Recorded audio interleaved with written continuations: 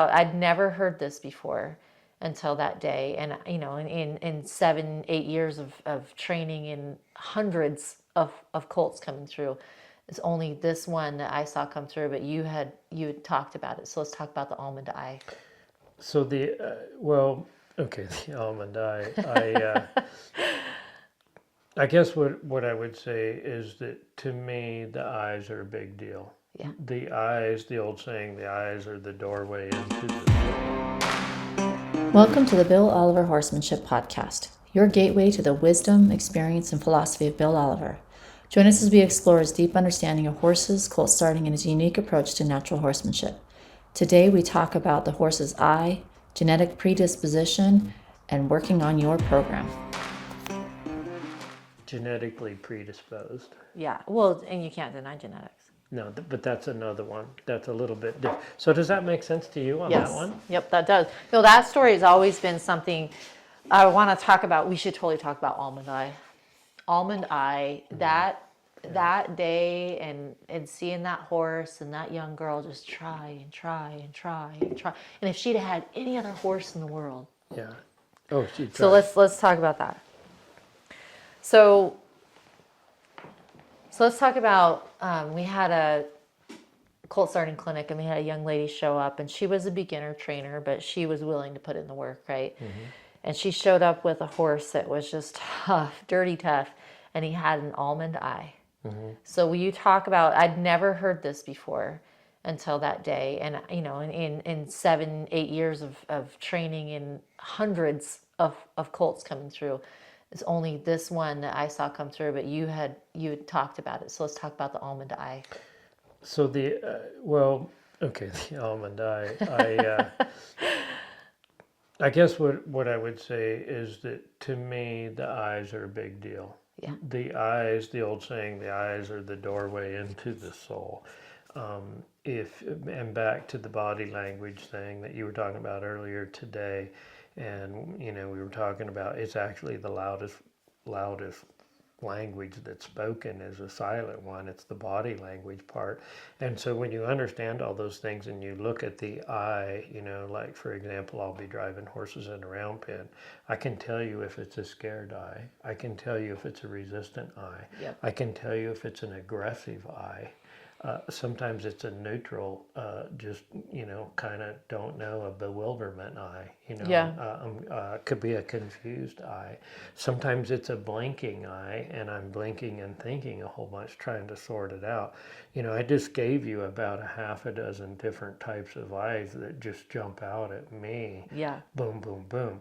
The problem with a lot of it, the way I see it, is that horses and people, when people don't realize how to read the body language, when they don't really know how to read these things in a horse, they don't see any of these things. They just see a horse. Sure, they see there's two eyes, and a lot of times I'll walk back there and say, "What did you see in that horse's eye?" And they're like, huh? They didn't even really look at They his didn't eye. look, yeah. So when you get into things with eyes and things like that, there's an old saying that you kind of want to steer clear of horses that have an almond eye. You really want to find those horses with those big, soft, dark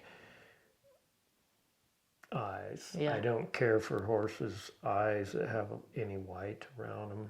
I don't care for an almond-shaped eye. Those are just things that I have found that typically it's not a great thing that I'm looking for.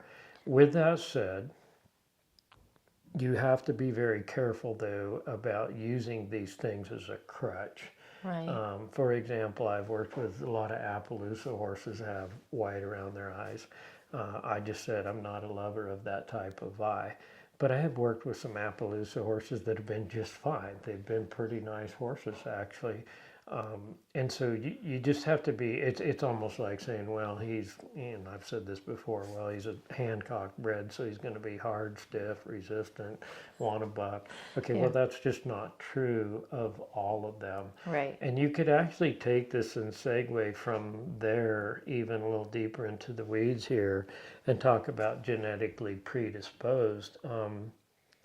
I think it's one of the things that a lot of people just totally miss.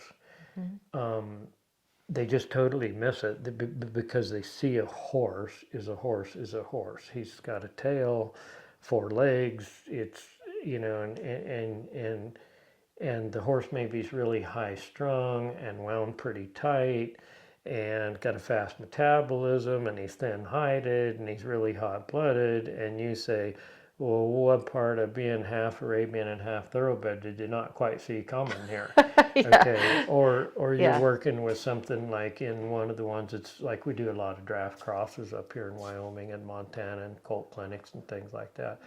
And sometimes they're a bit resistant, don't want to hustle, don't want to move their feet. Well, again, you kind of would say, well, what part of over 100 years to pull a plow do you not see? Did you Right. not see coming Right. here? Now, they're a little thicker hided, a little colder blooded, and a little slower metabolism, and just the reverse of what I described a minute ago. Yeah. So, for example, they fit an outfitters program really good. We're going to pound them in the mountains, and they can make it on less feed, and Yep. they're quiet and calm and things like that. So I think the genetically predisposed part is huge. You know, it's we would not take a border collie and put her in the boat and go out on the river and expect her to want to jump out and swim out there and get a duck or a goose. No, we're going to go get a Chesapeake Bay or a lab or something like Right. that. Right. We need to take the border collie and go work cattle or sheep or something. You know, so my point that I'm trying to make here is that genetically predisposed is kind of a big deal. I don't think it should be used as a crutch or an excuse when you're training horses, but can you look at it and not talk in the terms of absolutes, of course, but talk in terms of generally speaking, Yeah. if we have these kind, they're going to be this way or that way. Yeah. Well, I think that's important when you're, especially when you're talking about horse training and selection for your program and use, and what do you want? What is your end goal? And we get a lot of people. We talk about program, right? We talk about mismatched all over the board. Whether it's how much time I might have 4 horses that fit what I want to do, but do I have time for 4 horses? Right. And then, like what you just said, I want to go run barrels, but I have a Appaloosa draft perch and cross. I mean, you really just kind of, Right. the program talk. I mean, Right.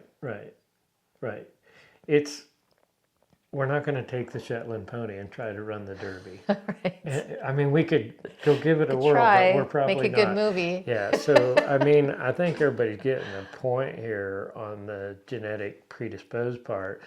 The program part, I think, you know, this comes up pretty much at about every one Every of our clinic. clinics, and oftentimes it comes up because you just look and read the horses, you look and read the people, and you just see it screaming at you that this is not a great match. Actually, we might be on the path of destruction, total destruction here for the horse and the person both. It's just bad. So, you know, it's hard sometimes for people to hear that, but the truth is that if you've never actually really sat down and thought about your program, you probably don't have one. I mean, Guilty. so you need to sit down and think a little about a program. And I say this sometimes to people, and they just kind of stare at you like, my program? Yeah. What's your program? I mean, talking what about? do you? Yeah, I what do just you? buy horses because they're pretty. Yeah, well, I have horses and I just want a feed them, buckskin. and yeah. And what are you looking at? Here we go back to the relationship being a beautiful thing. Well, if you have never thought about what it is you're going to do with this horse and what you want to do together, and maybe it's a job or a task at hand. Okay, so you need to start thinking about that. If you're a cowboy on a ranch, you're looking for a particular kind of horse that's probably durable and solid, and maybe a little bigger foot and bone on them, and you'll look at a cow and handle and sort cattle, or run to the hip to rope something, whatever. So you're looking for a particular kind of horse. The cowboy or the cowgirl is, you know. Right. If you are somebody who trail riding is your thing, well, maybe a quarter horse and a cow pony isn't even really what you're looking for. You might be looking for a horse This is a smooth ride down the trail, Yep. quiet. You could care less whether he'll sit down and spin a hole in the ground or slide and stop. No, you just want it. Will he go left? Yeah. Will he go right? Will he stop and back up? And will he ride down the trail nice and quiet so I can take a picture and hear the birds sing? Okay, so if that's your program, so in the end of all this, when you really do the assessment on the program, nobody's really right or wrong here. The only person that's really wrong is the person that's never actually sat down and thought about it. Right. We just have horses. Yep. And Just I get caught up in those kinds of messes all the time with clinic settings. Yeah. And Yeah. there's no program. They haven't thought of anything really through. And you walk out there and say, okay, you have 8 studs. Where are we going here with all this? Are these going to be saddle horses? Are we going to is this going to be a stallion station where people bring a bunch of mares? Okay, I might get it. And he said, oh no, I want these to be my kids' horses. Well, Not even close. we got a problem. Yeah. So the program is huge, and I see that across the country a lot, where people have just never stopped and actually sat down and thought about it. And I promise you, if you do, and you start to kind of carve out some parameters, at least in your mind, better yet, write them down, and then kind of determine what your program is and where you're going. You could make the analogy, it's like finances. My wife works in that realm a lot, helping people with finances and investing for retirement and things like that. And I've often heard her say a lot of times with people, and they're getting older, they're getting close, it's time to retire, and they sit and there was no plan. There's no plan. We're 60 years old, and we should have been thinking about. We should have had a program Right. and been thinking about it back when we were 30, 40 years old, and at least started investing in a Roth IRA or something, So I think everybody gets my point, is that the program part is huge. Yep. And then the type of horses, the type of tack and equipment, everything that you have all starts to come together based on that. Yeah. That's really, if anything, for me personally, that I have changed, not just in my horsemanship, but I'm really picky about the types of horses. I have limited time, right? As a mom of 4 and another job and doing what I do in my spare time, I'm really picky as to which ones I spend my time on. And we talk about high grading the pen, right? So I was the Mother Teresa, I was the, it's okay. And then now I'm more of I want to ride Cadillacs. I am really super picky. And now that I understand horse psychology from you, and I understand, I literally could pick, I could pick some really nice colts just by walking in and seeing them interact with their moms or with other horses and humans. Man, it changes everything. Yeah. Bill, I ride Cadillacs now. That's good. Yeah. Now you have a program. Thank you for tuning in to the Bill Oliver Horsemanship podcast. We hope you enjoyed the show. Learn more at BillOliverHorsemanship.com.